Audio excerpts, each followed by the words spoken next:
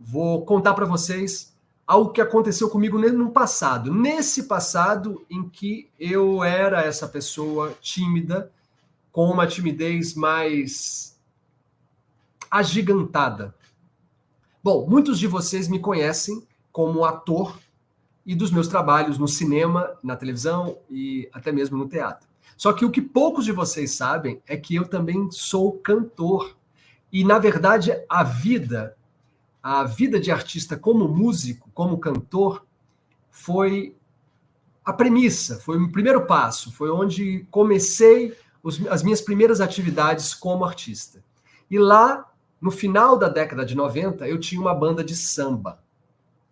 E veja bem, era samba, não era pagode. É importante frisar isso. Era samba canções. Era uma banda de samba canções.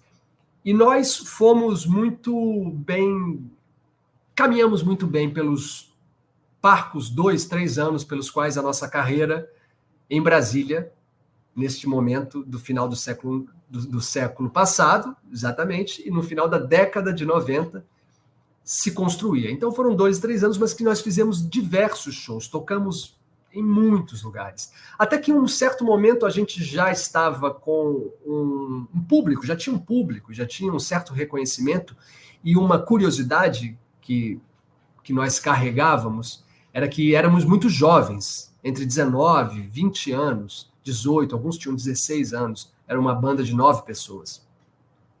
E naquele momento, àquela altura, para quem nasceu no século passado, lembra que o samba, de repente veio o pagode na década de 90, e se dizia, o samba morreu, o samba morreu. E nós éramos jovens fazendo samba. E dessa maneira, caímos no gosto, sobretudo das pessoas mais velhas, dos jornalistas, de intelectuais, de artistas, que afirmavam, olha só, o samba não morreu e nunca morrerá, porque as novas gerações estão a levar essa bandeira. E nós éramos um desses representantes. Bom, o fato é que num determinado final de semana nós fomos convidados a fazer parte de um grande evento onde teriam diversos shows, diversas bandas, e nós seríamos uma dessas bandas. Chegando lá, era um enorme galpão numa outra cidade do Distrito Federal, chamada Taguatinga, um enorme galpão que tinha quase 5.000 pessoas. Eu lembro que ao chegar, ao parar o meu carro, tirar os instrumentos, entrar pelo background, pela parte dos artistas, né, pelos bastidores, eu lembro de olhar aquele público, aquela multidão, já estavam acontecendo outros shows, que era um evento daqueles que começava à tarde e entrava à madrugada. Eu lembro de ter ficado paralisado. Eu falei, nossa, 5.000 pessoas. Isso foi antes de eu ser ator. É muita gente, 5.000 pessoas reunidas. E eu fiquei paralisado. Eu achei que não ia dar conta. Eu comecei a questionar se eu cantava bem, se eu não cantava bem. Eu comecei a não estar confiante com relação às canções, a saber as canções. Evidente que eu tinha um roteiro, mas era um roteiro, para quem já tocou música, já subiu no palco, se apresentou, é o que a gente chama do set list, é a lista de músicas, mas não de todas as canções, e tampouco tinha uma pasta para ficar consultando. Então eu estava completamente inseguro a partir daquela visão de quase 5.000 pessoas no palco. Até que chegou a nossa hora de tocar, já não era mais possível fugir deste encontro com o público.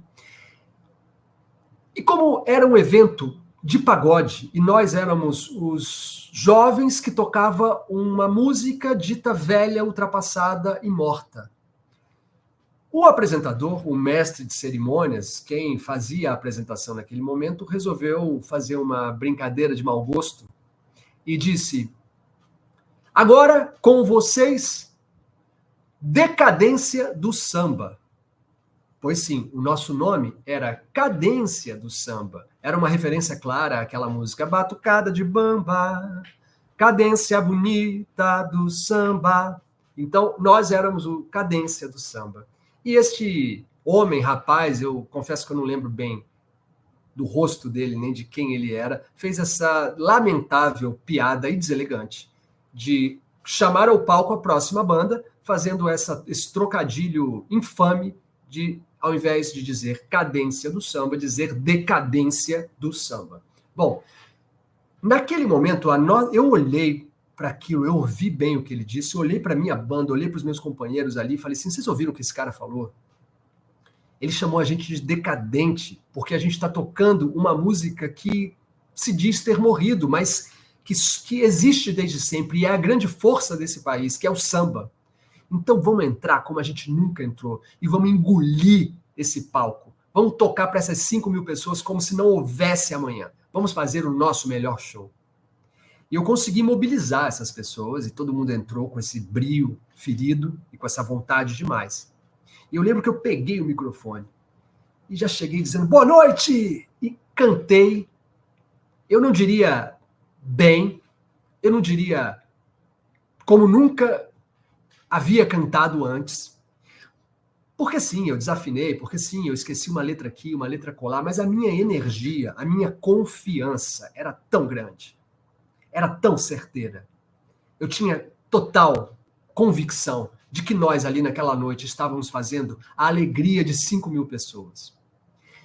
E quando nós terminamos o show, eu olhei para aquele apresentador que havia nos dito decadência, nos chamado de decadência, e eu vi a cara dele assim de... Opa, acho que eu peguei pesado. Porque o público batia palma e dizia mais um, mais um. E claro, nós descemos, fomos aclamados pelo público que vinha falar com a gente, ressaltava a pouca idade que nós tínhamos, enfim. Foi um momento onde eu trouxe a minha confiança. Tirei ela lá do fundo. Mesmo havendo diversos problemas ainda, diversas debilidades a serem construídas, como cantar mesmo. Naquela época eu era um cantor muito menos hábil do que eu sou hoje. Mas mesmo assim, eu enfrentei esse desafio e logrei um sucesso. E aquilo me fez aprender. Uma das frases que eu digo hoje: tá com medo? Vem com medo mesmo. Ou vai com medo mesmo para o que você tem que fazer.